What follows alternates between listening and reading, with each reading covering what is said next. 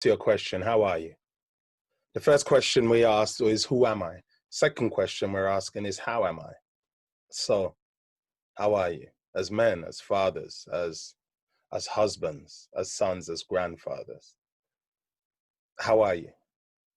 This period that we find ourselves in, how are you? This period that you've gone through, coming up to this election, and now on the other side of this election, how are you?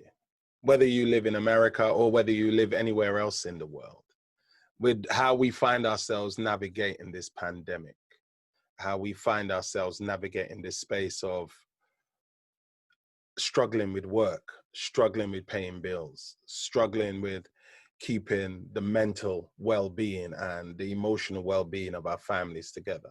How are you? Seriously. Who am I is a question of identity. How am I is a question of self-efficacy and mindfulness. My dad left when I was 5 years old. And he never came back into the family home again. He remained forever on the periphery of our lives. He was close enough to be present, but never close enough. He was close enough to be seen, but he was never close enough to be present. Present as far as our lives are concerned, our emotions. He fathered 6 sons. I'm the youngest of his 6 sons.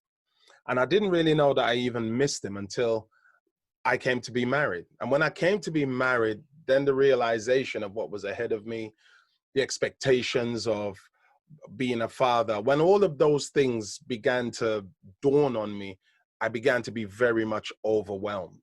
I was overwhelmed and in a state of internal panic. And chasing daddy for me during that period was actually chasing someone who knew me well enough that I could trust my vulnerability with, I could trust my fears with, and truly be open with. I couldn't find that with my father because he wasn't close enough to be present.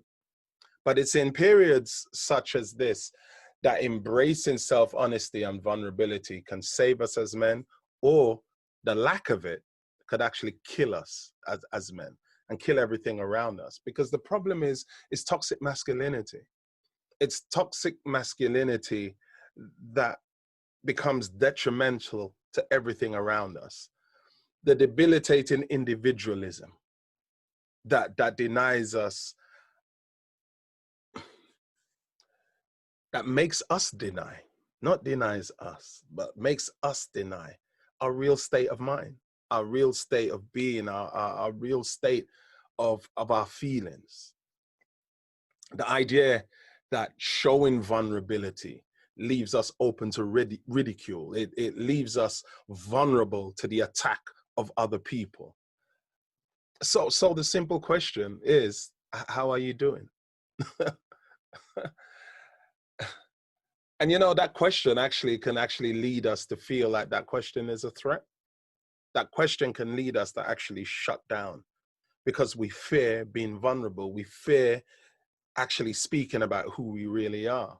You know, generally speaking, in societies and through school and even through church, we're not actually taught to explore our feelings. We're not even in church. We're taught to explore sin. We're taught to explore our behavior, but we're not taught to explore how we're feeling in that space. Because the church approach has been a Western cerebral approach. The church sees feelings and emotions as being dangerous, and reason and rational thought as the higher way. Forget your feelings. You need to get in touch with your deeper rational thought about who you are and about your character. And that's why we're locked in the idea, locked in the space of doxology. We're locked in the space of orthodoxy. Ortho from the Greek, right?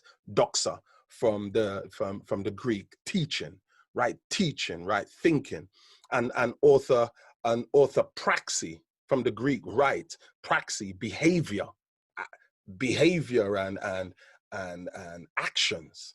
So we're locked into the whole idea of right behavior, right thinking, and right actions. So everything is about living right, doing right, but not actually and we leave no space for orthopathy. Right, pathy, right, right, right, right feeling, right heart, right spirit. We leave no space for that as men. We've lived no space. And so what is the result? Well, the result is that we produce men that are emotionally repressed. We produce a generation of men and sons that are emotionally repressed and oppressed, and who become spiritual abusers of themselves and spiritual abusers of everyone else around them. I found a biblical model. I found a biblical model of masculinity, of leadership, of vulnerability, and of spirituality that I feel can help us. And that model comes out of 2 Chronicles chapter 20 and the story of King Jehoshaphat. King Jehoshaphat embracing his kingship, his vulnerability. 2 Chronicles chapter 20 says that the king is at war. The word comes to the king, King, we are at war. Not only are we at war, but the enemy is larger than we thought. Not only is the enemy larger than we thought, the enemy has already crossed over into Canaan. They're even closer than we thought. And verse 3 says that the king is afraid. The king was afraid. Right there, it begins this model. That the king not only recognizes his fear, but the king embraces his fear. The king doesn't run from his fear. He sits with it, and he allows the fear to bring clarity to his next steps. He doesn't allow the fear to make him hide. He doesn't allow the fear to push him in a place of isolation away from everybody else. He allows the fear to give clarity to his next steps. And what is his next steps? The king calls an assembly. The king calls an assembly, and he gathers this assembly together. And what do they do in this assembly? They pray. They pray. The king knows that there is much more attached to himself and much more depending on him than just his own fear. Why? Because the king has to govern a kingdom. And that's the thing that we forget as men. We forget that when we find ourselves in spaces in which we are overwhelmed, and we go into our own spaces of fear of vulnerability, fear of admitting how we're doing, fear of even recognizing how we're doing, we keep forgetting that there is more than just our own space here. There are people attached to us. There are communities attached to us. There are businesses attached to us. There are lives attached to us. So he decides to sit in community and not isolation. He sits in community and not isolation. Because leadership of self and leadership of people isn't always about having all the answers. It actually has never been about having all the answers.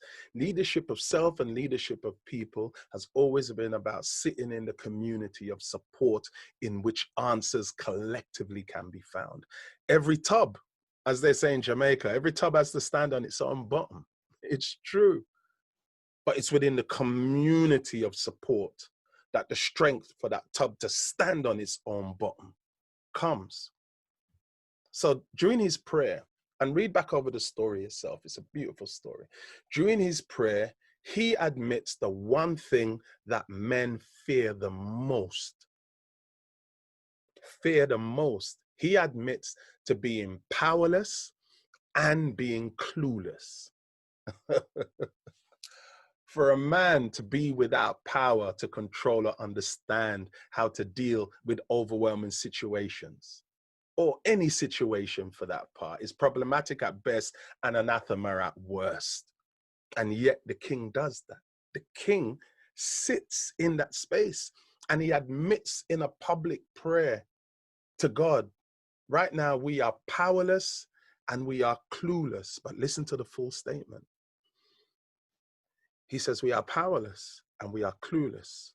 but our eyes are on you. Hey.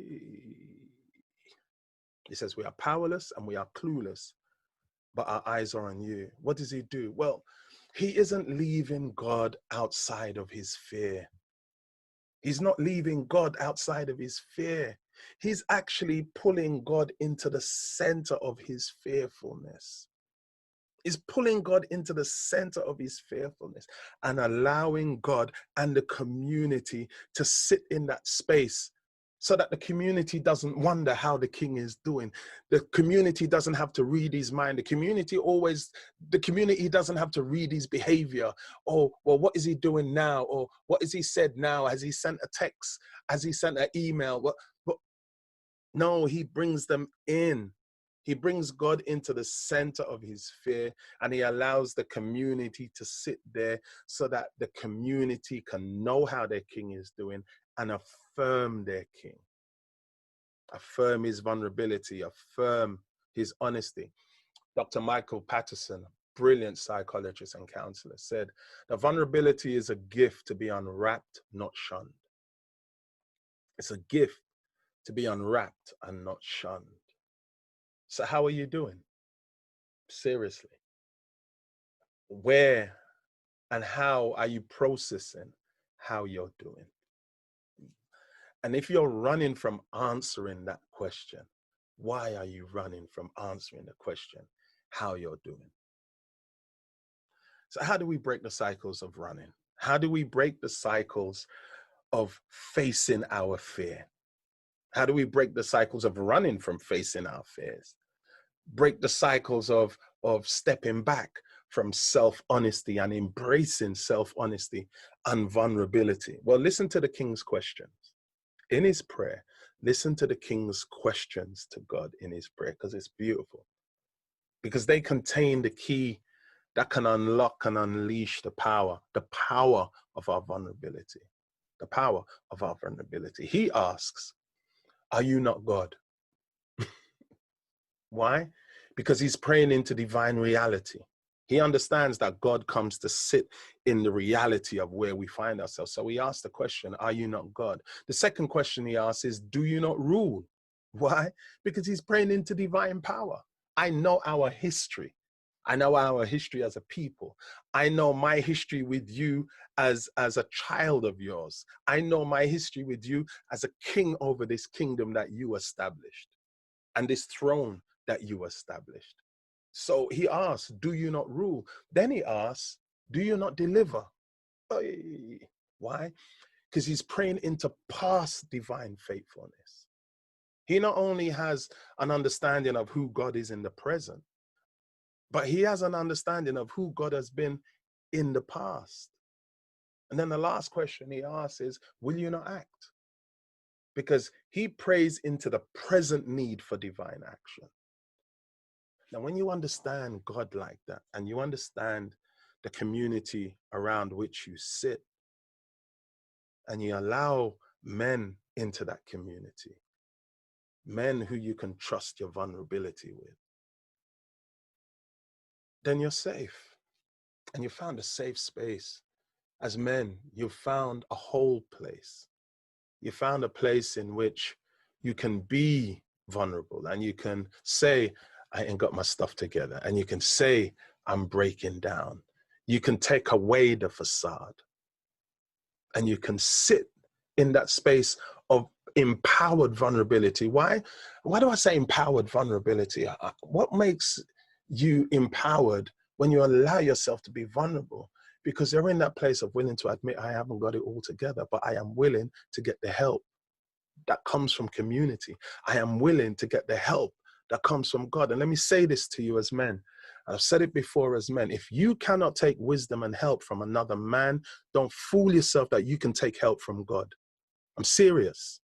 If you cannot take wisdom and help and counsel from another human being, don't fool yourself that you can accept it from God, because we are wired to find help and support and counsel with each other and with God.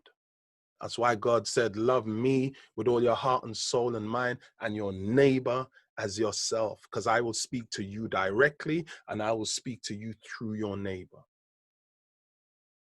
My dad wasn't there to help me. My dad wasn't there to help me face my fears, to face my fears and my feelings of vulnerability when I needed him. And so for me in that space, it was a chase that led nowhere. But God had made promises to my mom. And the promises that God made to my mom when my dad left my mom was that I will be a husband to you. I'll be your father to the children. I will take away the reproach from your name. So God didn't leave me to face it alone. He has never left me to face it alone. He created a community of male support around me. And he renewed my sense of masculinity in that space in which I was feeling overwhelmed. He asked me a simple question. Eddie, I know you didn't see it from your father, but what did you deserve to see? Be honest with me now. Be vulnerable with me now. What did you deserve to see? And I told him what I deserved to see. And he said, well, marry the girl. Marry the girl. And I'll teach you how to do that as you go. I will grow you as a man as you grow. I will send men around you to support you. I will send men around you to model it. I will send the man, Jesus Christ, into your mind to teach you how to model him. I will even send men around you, as dysfunctional as they come, to model what not to be. I'm 27 years in now. I'm 27 years in now. So how are you? How are you? How are you? I buried my mother last week.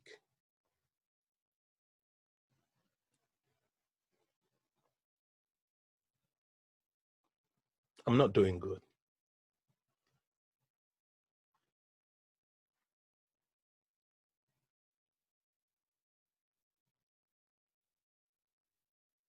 But I have a community of men around me that are able to sit with me in my vulnerability,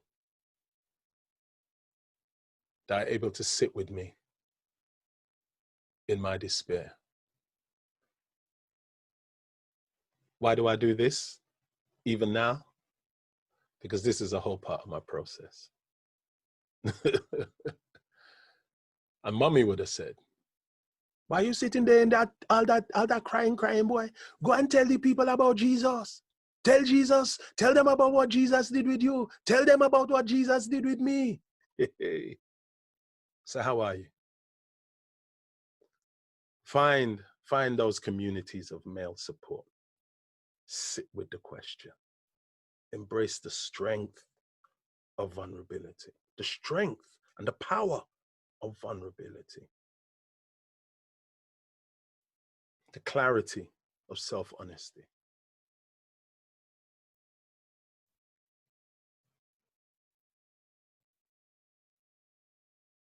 And allow yourself to be whole. Allow yourself to be whole.